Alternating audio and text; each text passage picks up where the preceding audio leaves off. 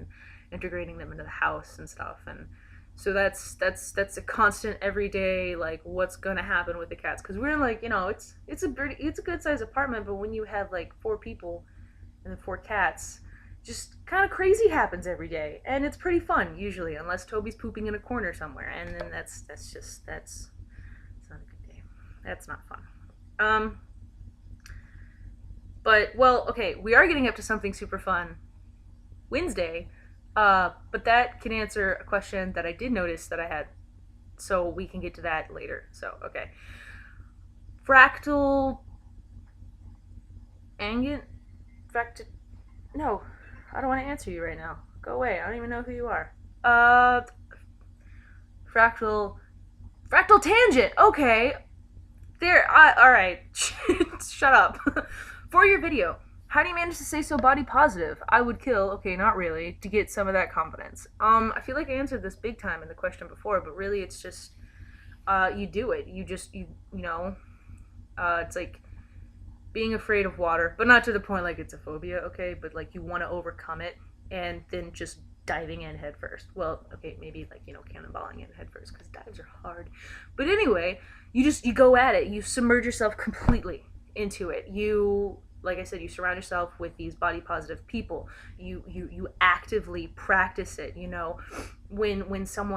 When I call myself fat, and not in a derogatory way or anything, I just like my fat. And people are like, "Oh, you're not fat." It's like, yeah, I am, and I will address that right then and there, and because I'm not only doing that for them, but I'm doing that for myself too, because it's like, look, it isn't something to be ashamed of. So, stop trying to make me feel better, because I already feel fine. And not everyone can post the pictures that I do, and I understand that, because it's shyness, absolutely. But that helps a lot too, just kind of being in everyone's face about it, because I'm supposed to hide, right? I'm fat. I'm not supposed to be sexy. I'm not supposed to wear the lingerie and post pictures on the internet. I'm not supposed to you know do these things. And I don't care. Hi, Desmond. My booby. I am supposed to focus on the video, but I'm not doing that either. So okay. Um, so yeah, that's really what I do. Is it's completely radical. I submerge myself totally, and I'm just in your face about it, and I don't allow myself too much time to doubt myself, if that makes sense. And I try and have fun with it as much as I can. So it's a fun thing. It's not really a nervous thing for me anymore, whereas it used to be. Okay, let's make sure I haven't gotten any new questions. Nope. Okay, cool. All the Hiddlefeels, which I love your URL, by the way. Like, that's really cute. Like, I would be really proud if I had that URL, quite frankly. Talk about the most fun you've had recently, or the most fun thing you're planning on doing soon, which goes back to the question I had earlier.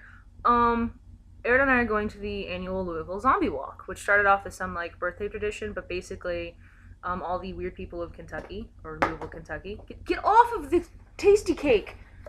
That's not yours. Stop, guys. Oh, my cats.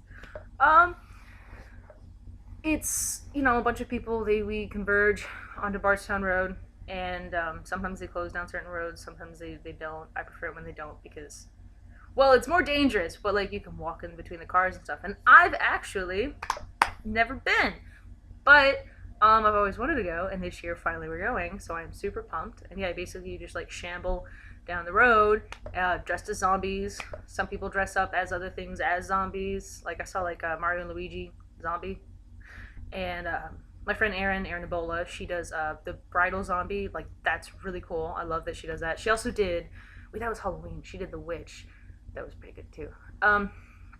So I'm super, super, super pumped. And actually, my mom and her new boyfriend are going, and my mom's never been, and she keeps like making fun of it and stuff. She's like, "This is so stupid. I don't want to go." And I'm like, "Whatever. Just wear a white T-shirt that you probably won't want anymore, and then I'm gonna splatter her with fake blood, and that'll go real well." So yeah, I'm really excited about that. Okay, I mentioned this earlier, but A Dream of Adams asked my favorite question today, which is really, really long. I might actually condense it a little bit. I'm on a read through of this series again, series being The Wheel of Time, okay? Which is like my favorite series. It's my baby. I love it more than life itself. Anyway, I'm gonna read through the series again, prepping for that dreaded, exciting day that A Memory of Light comes out. All I'm asking is, are your feels ready for this? Sorry, I know no one who, I know no fucking one who loves these books like I do, so I needed to squee a bit. And then you gave the date that it comes out and said a part of me will die forever. And I absolutely agree. I am so I am too emotionally attached to this series.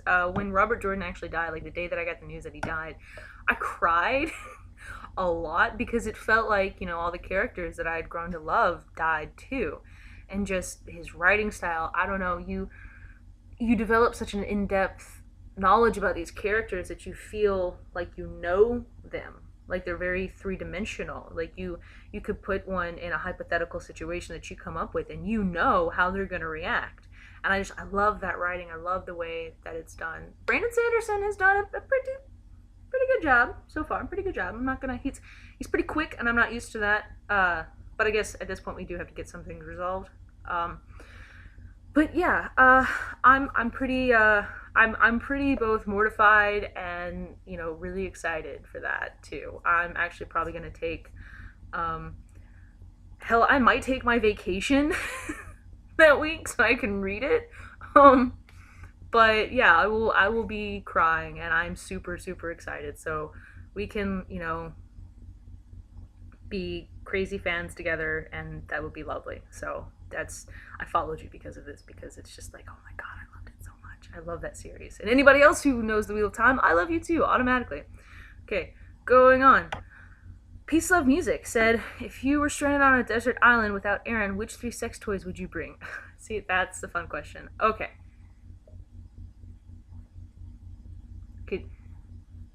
I'm gonna go with one that's electronic, considering like we're gonna assume that there's like an unlimited power source, and the other two are just in case it's not. But probably my Throbbing Robin, and you can look at my Eating Fantasies tag for that. But it's like the best rabbit vibe that I've ever had in my life. Then I would take the icicles. It's called the double-ended dildo, but it's I mean it can be, but that it's like a series of like little glass balls, and like the last one's huge, and I can't imagine that. No. But that one's really really pretty, and I like that. And I would also probably take my suction cup. Not that that would ever like be used, whatever. But that this gigantic purple one that when I first got it, actually stuck on the roof of the car, like not on the top but on the inside, and drove around with it. Cause yeah, so I'd take those. That's a fun question. Okay, and then the last question is from Anonymous. So, if you were a kitchen appliance, what would you be and why? And what Crayola crayon are you? As a kitchen appliance, what would I be and why? I don't know, the oven, because I'm so hot. I was trying to think of something like witty there, but I really couldn't. The fridge, because it's full of food, and I really like food. I don't know. One of those two. Make it clever. But for the Crayola crown, I would be the salmon colored crown, because that one is underrepresented. It is not an ugly color, and it can in fact be used for things. Like people pretend it can't, but I like it, and it's kind of a pink, and you can sometimes use it for some skin tones, you know, or I don't know. I like that crown. And so that's my answer. And I haven't actually looked at how long this is. This is almost 20 minutes long. Jesus Christ, what have I been talking about? Okay, well, I'm gonna go ahead and this is embarrassing. I'm done. And thank you for your questions. Have a great day. Okay.